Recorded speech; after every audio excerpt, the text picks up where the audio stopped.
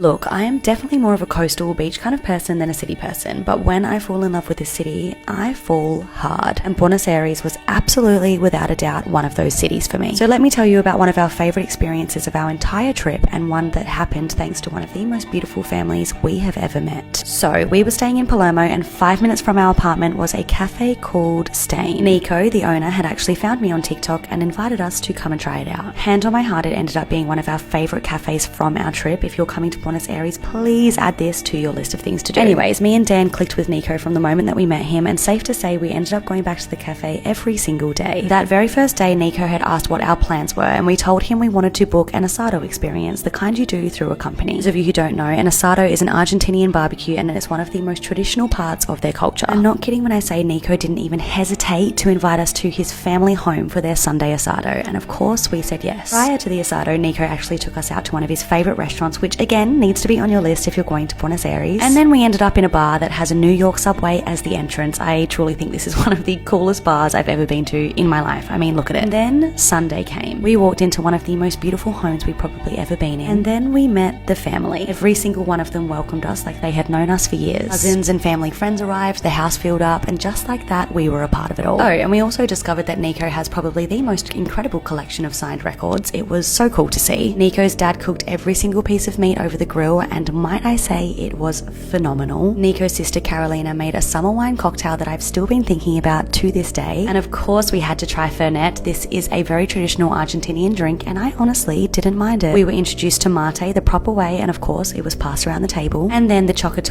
cake came out, and if you don't know what it is, you need to look it up immediately. Potentially the best cake I've ever tried in my life. Later that afternoon we made Aperol spritzes, tried more delicious food including dulce de leche straight from the tub as it should be eaten. We even introduced them to some Australian music, and they told us about their lives, city, and their family. Saying goodbye to them that night was actually harder than expected. After months of having been away from our own families and then being welcomed into somewhere so special really meant everything to us. That Sunday was one of the best days of our entire year.